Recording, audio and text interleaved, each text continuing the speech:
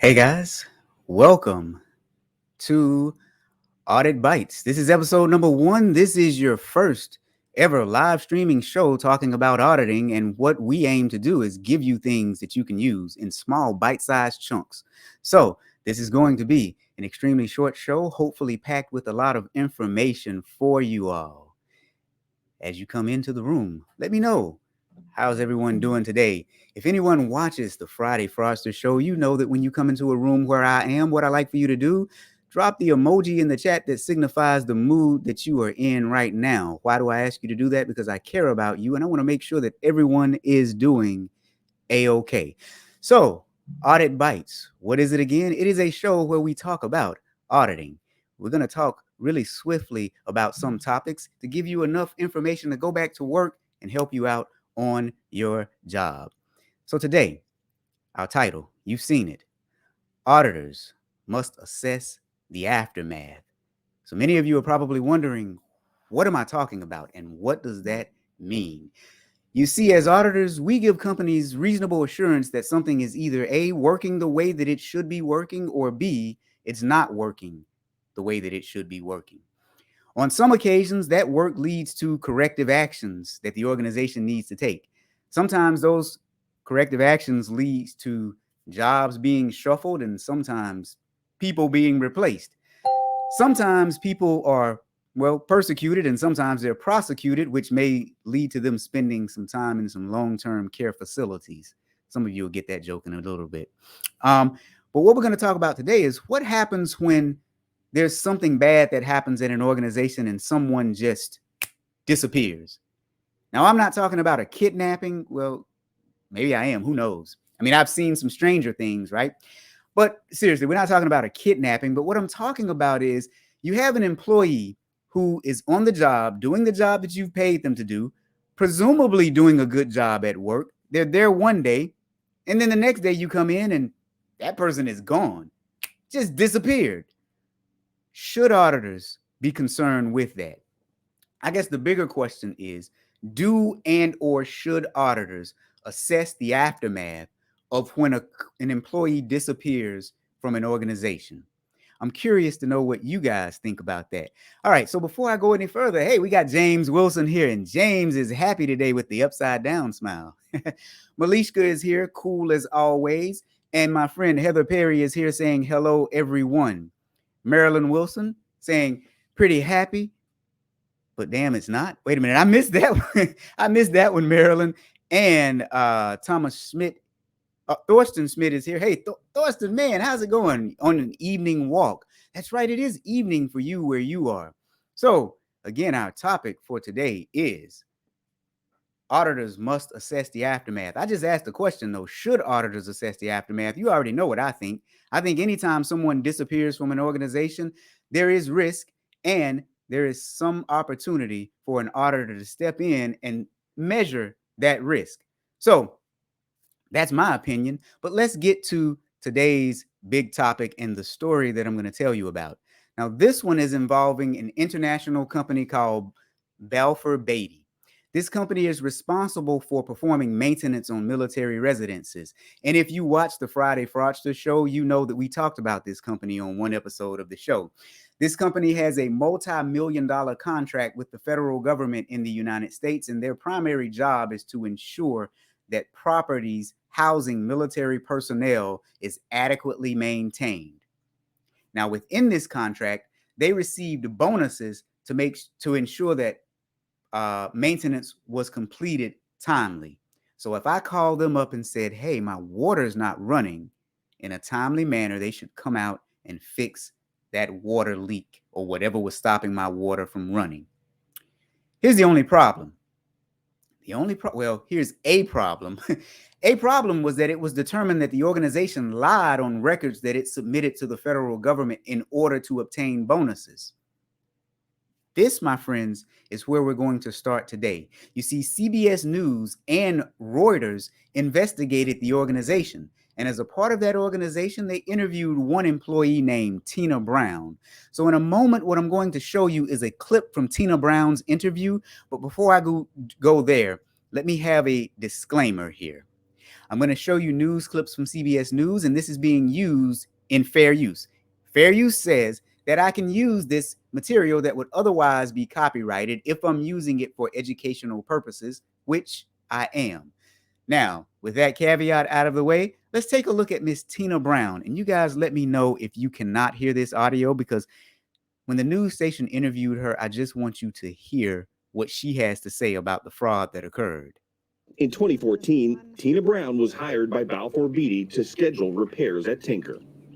Did they give you any express directions to not enter things into a computer? Yes, definitely. The management was all concerned about appearances and collecting their bonuses and appearing right for corporate. In a statement, Balfour Beatty said it has not and does not condone the falsification of records in any way. According to the company, allegations of misconduct at Tinker date back several years, and after being investigated by the Air Force, one employee was found to have acted improperly. All right, guys. So you heard Tina. She said that they just wanted to look good for corporate, and they did an investigation, and for the entire company, one employee was responsible for a fraud that was committed. One employee acted all on her own. How many of you guys believe that? If you can type into the chat, yes, if you believe that. No, if you think, nah, there's no way she did it on her own. But at this point, where we are is it's really her word against the word of an entire organization. So let me know, do you think that she solely committed a fraud on her own, or that she had help? Malishka's on it. Malishka says, one employee, question mark. Yeah, Malishka, there was a multi-million-dollar fraud and one employee did it all on her own. Do you believe that? So whether you believe it or not, let's go on and hear the rest of the story. Here's another news clip. Take a listen. Do you feel like you were the scapegoat? Yes, definitely. And I know I was. Brown, an hourly employee who received no performance bonus, was fired in 2016. No one else was reprimanded, and she's now suing for wrongful termination. All right, so did you guys hear that? I'm hoping that you can hear the audio, because Pozo hit it dead on the head. One employee was the scapegoat. Malishka said the exact same thing, scapegoat. Aha. So now we're getting somewhere. Lisa, hey, Lisa, you're showing up as LinkedIn user. Lisa says, if she was able to do it on her own, terrible internal controls, no separation of duties. Aha. So, but did you hear that? You guys nailed it. On this interview, she said that she believed she was the scapegoat. So now, she did something wrong, though, if they terminated her. Surely she did something wrong. Here's what she did.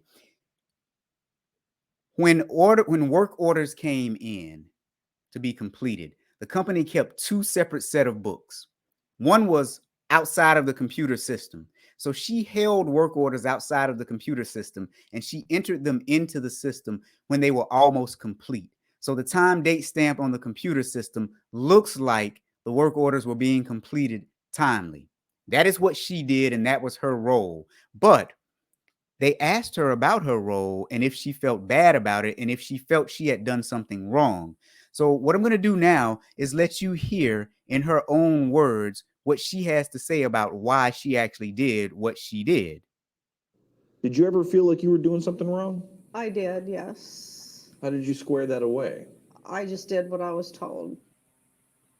So now understand, in this particular situation, this young lady committed a fraud that really fleeced the government out of millions of dollars, tens of millions of dollars. When they did their own internal investigation, she was the one who was fired. Now, in this interview, she's saying that she simply did what she was told. Now, I will tell you, she's also now suing for wrongful termination in this particular incident. Now, here's what I have to say about this. Of course, she did what she was told to do. If not, she would have been terminated. But because she did what she was told to do, she was terminated anyway. Kind of a catch-22, right? But you'll notice when things happen in organizations, someone has to take the blame.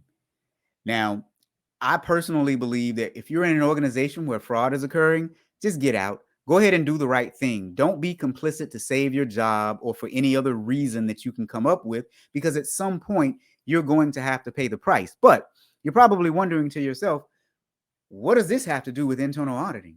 Like, seriously, Robert, this sounds like the Friday Fraudster. Why are you talking to us on a show for auditing? Well, I'm glad you asked, my friends. You see, this incident happened at one Air Force base. And then what happened is it started happening at other Air Force bases. They took it to the government.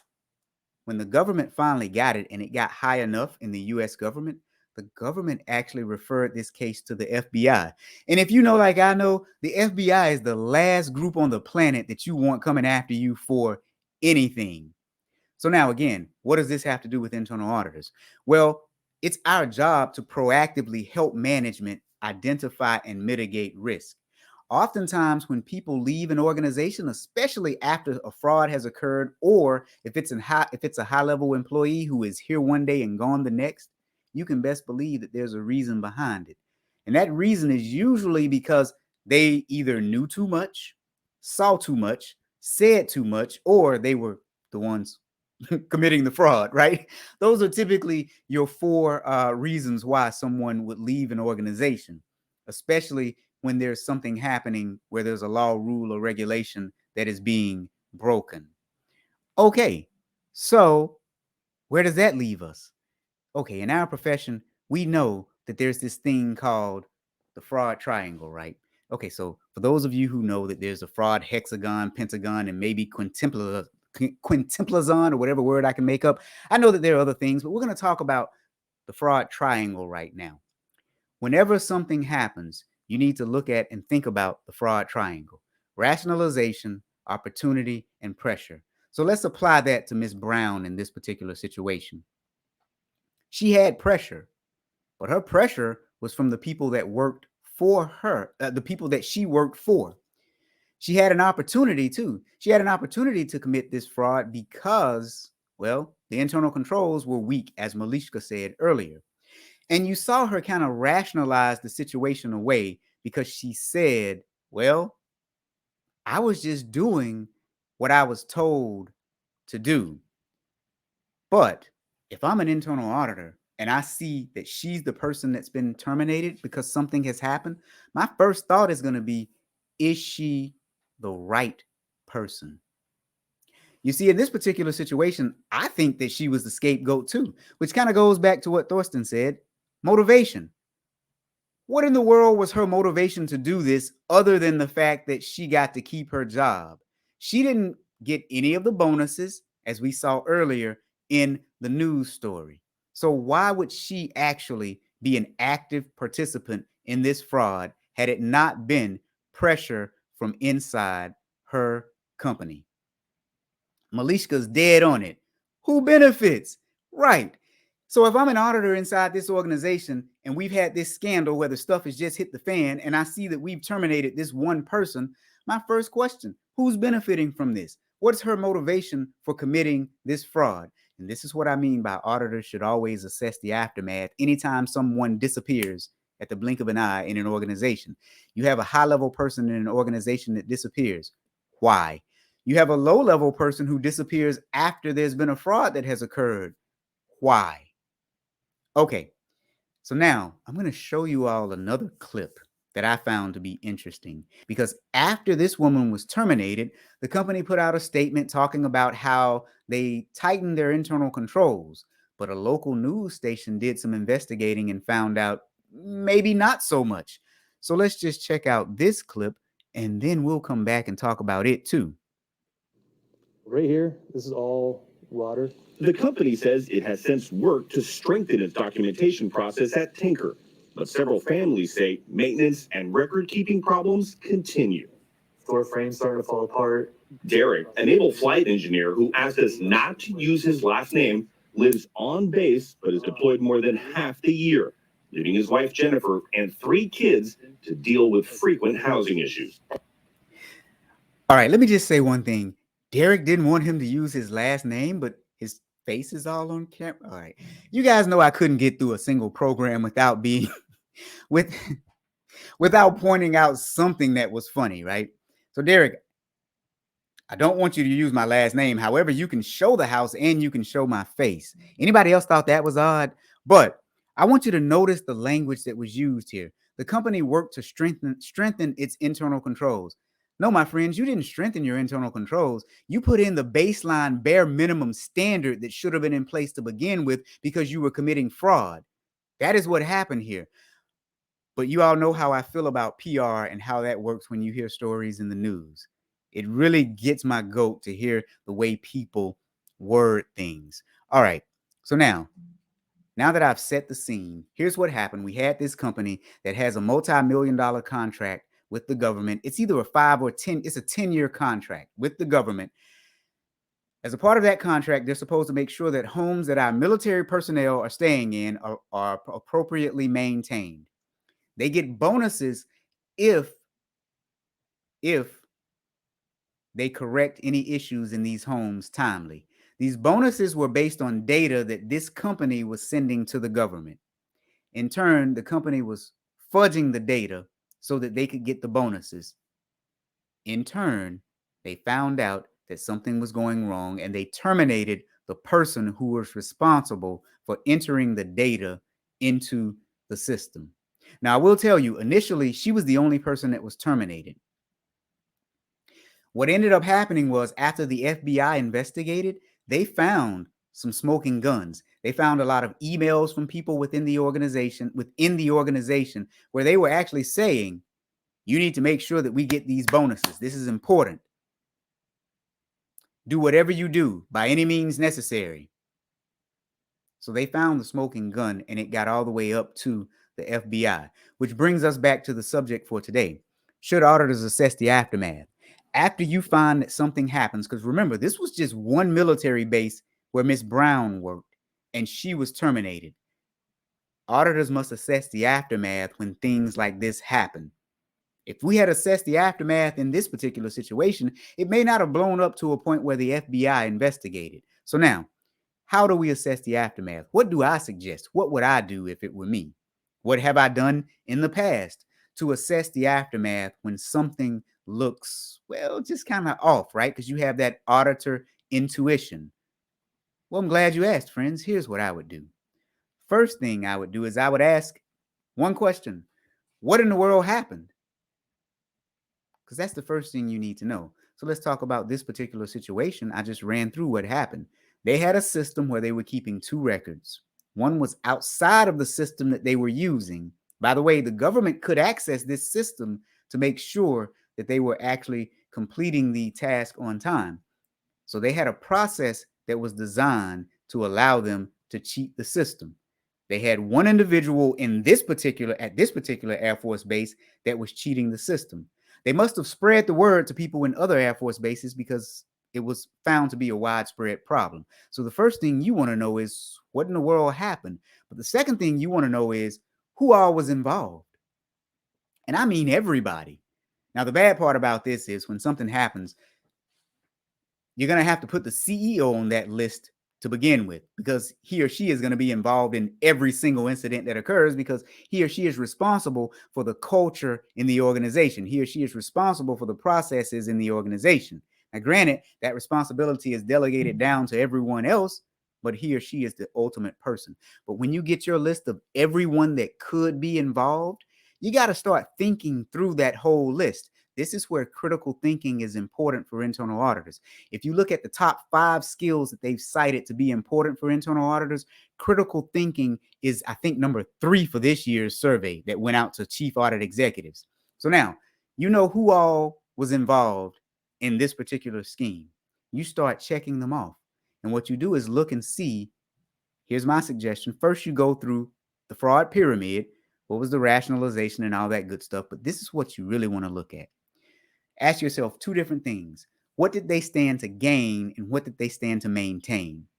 You see, in Miss Brown's case, she was simply trying to maintain her job, maintain her current standard of living. 9 times out of 10, when you look at the person that is just trying to maintain, there's someone else above them that is standing to gain something. In this particular instance, the people who were pulling the strings above her stood to gain millions of dollars in bonuses.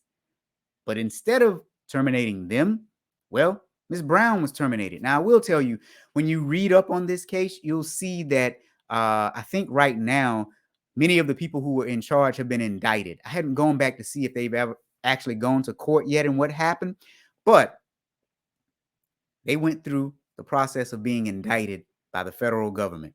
My friends, that is the last thing that I would want to happen to me. And I'm certain that that's the last thing that they want to see happen to them. But for our internal audit professionals, when this first case happened and this young lady was terminated, and we knew that something fraudulent had happened, why did we stand by and allow someone that really didn't have anything to gain other than keeping her job, which to me, I put that in the maintain bucket. She only had something to maintain in this situation, not something to gain. Yet she was the one who was terminated. And as you guys said earlier, she was probably used as the proverbial scapegoat in this situation. So let me go back to the audience real quick. I see Nicola is here. Nicola, how are you doing, my friend? Nicola, what time is it for you there? It's got to be, what, 6, 7 o'clock for you over there in the UK? She says, hey, great session. I can imagine many auditors may find it hard to assess the aftermath on the audit plan, despite the obvious need for it. What do you think? Absolutely. It's probably not going to be on your audit plan because let me just say this. If you have assessed the aftermath as a line item on your audit plan, you probably work for a crappy company and you need to find someplace else to work. Again, let me just tell you guys where you are. You are on my show called Audit Bites. This is episode number 1, where we give it to you real and raw. We tell you things that you should know in your profession, and not everyone's going to tell you this. Why am I telling you this? Because I think it can help you become better audit professionals. So this is one of those things that's going to pop up on your audit plan. It should happen once every blue moon. Again, if this is a regular occurrence, find you someplace else to work because something is truly, truly wrong. Now, Marilyn, what are you saying to me, Marilyn? Marilyn says to mitigate risk, their MAPS, their Media Awareness Project. Thank you, Marilyn. Set up a scapegoat to give time for the company to hide/create a better outcome that can be fed to the media and protect the C-suite. Woo, Marilyn, you said a mouthful. Thank you for being my guest host today because I couldn't have said it better myself. Now, Pozo is here, and Pozo says, what did they stand to maintain? So important to ask. Yeah, Pozo. As I was thinking about this story, because I think you were on the episode of the Friday Frosters when this came up, and you saw how upset it made me. A lot of companies, when stuff happens, they find their proverbial scapegoat. And as auditors, we should be able to see, was this person a scapegoat or was this the right person? And here's another reason why it's important for us to find out if this is the right person or if it is a scapegoat. It speaks to one of the things that we've been talking about we need to audit recently, and that's culture. If you see management put someone out to pasture, that tells you that you may need to look at the culture in that organization because something may be corrupt in the culture. All right, Nicola, glad you agree with what I said. Glad you asked the question too. Was that the answer you expected? Nicola, you know me. You know that I'm going to give it to you straight. All right, guys. So this has been the first episode of Audit Bites. We've been talking about, should auditors assess the aftermath? And what I mean by that is when something happens in the organization where there's a fine for violating a law, rule, or a regulation, where someone commits fraud, and then you see someone is terminated. Should auditors really look at who's been terminated? Should we assess the aftermath of what happened? My opinion is yes. It seems like a lot of you guys agree with me. But wait, there's more. As we do our job as internal auditors, I say this all the time. It is a very serious job. It has very serious consequences. What I'm about to show you is something that is disturbing, and it's a result of this particular fraud. I'm going to show you a family that the news station interviewed. Someone from this company went in and fixed something in this company's home. When they fixed it, They were truly disturbed by what they saw. They were so disturbed that they wrote it up in the notes at the company. Before you clap your hand for this person, watch the clip first. Let's just see if you have the same feeling that I have about this particular situation. So here we go. Let's take a look at this one last clip. Internal records reviewed by CBS News and Reuters show that within a year, a leak caused a Balfour Beatty maintenance technician to document his concern that the couple's infant daughter could become sick from chewing on flooring tiles that contained asbestos. It's very upsetting to know that he was concerned for our child's safety but didn't tell us. I mean, it's almost heartbreaking. I mean, we already risk our lives every day. You know, you think you got your family home and safe, and to find out that, you know, you get your kid eating asbestos floor. Now, if this doesn't make you upset, I don't know what will. The person that worked for this company went out, did an assessment, figured out that something was wrong in these people's homes, went back to the office and then wrote the notes up and said, you know, there's asbestos there and they have a kid and I'm really concerned about that, but didn't tell the family. Again, internal auditors, when something happens and when you see that there's fraud that has occurred in an organization, you need to assess the aftermath. Did the organization actually root out the fraud? Did they make and take corrective action? The person that was let go, is that the right person? By the way, I would have tried to interview this woman as soon as I found out she was terminated. I would have been looking to see, what do you know? What happened here? What can you tell us? Now, I can see that some of you guys agree with that because Heather says no good. You're right, Heather, that was no good. And Pozo says, how disturbing. Right. This just completely upset me. But again, from our standpoint as auditors, we could use this as a lesson to now assess the aftermath when things like this happen in organizations. And this leads us to help assess an organization's culture. See, I did that one for you, Joe. Joe, if you're watching, Joe Irvin, or if you see the replay. And Malishka says, great session. Malishka, I'm glad that you liked the session. I'm glad that you were here with me in this session. This has been Audit Bites. The first episode, auditors must assess the aftermath. So let's go back to, in order to assess the aftermath, what do I suggest you do? First question you ask is, what in the world happened? Get your arms around what happened. Second thing is, who was involved? And yes, I mean, take a tally of everyone that could have been involved. And then when you go through that list of people that were involved, see what they had to gain or maintain. When you find a bunch of people who only had something to maintain, the next thing I want you to take a look at with them is see if they had power and authority to make things happen. You see, this woman was trying to maintain her job, but she really didn't have any power or authority to do what she did, because if the organization had a good internal control system, she would have been stopped. Now, the people above her had something to gain. They had bonuses to gain. They also had the power and authority to make sure that what they wanted to happen happened. So again, what do they have to gain? What do they have to maintain? What is their power and authority structure within the organization? This happened on one military base. It then happened on other military bases. Those military bases then moved it up the chain in the federal government. When they moved it up the chain, the federal government, when they found out what was happening, they passed the information along to the FBI. The FBI went in and investigated and laid down some indictments on several high-level executives in this organization. Those people have been indicted. Again, I haven't looked up to see if they've gone to court yet, but a well-placed internal audit engagement where we had assessed the aftermath could have prevented this from happening. Again, it is our job to help our organizations identify and mitigate risk.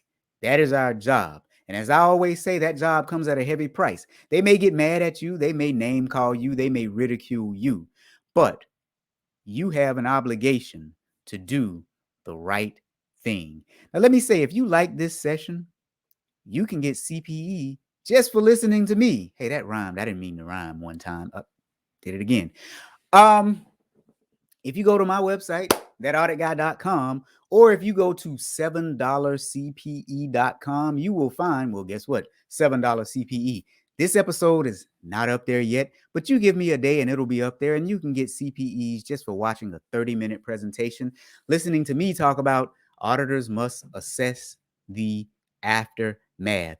So now, guys, here's my question. What do you guys think? Do you like this format? You like this episode? If so, I'll come to you periodically with Audit Bites.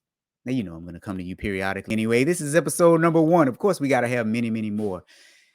I would be remiss if I didn't plug the Friday Fraudster Show with Kelly Paxton and Joe Irvin and myself, where on Fridays at 2 p.m. Central Standard Time, we talk about fraud. We're just friends together talking about fraud. Before we sign off, Heather is saying whistleblower hotlines at the federal government. Heather, I don't know, man.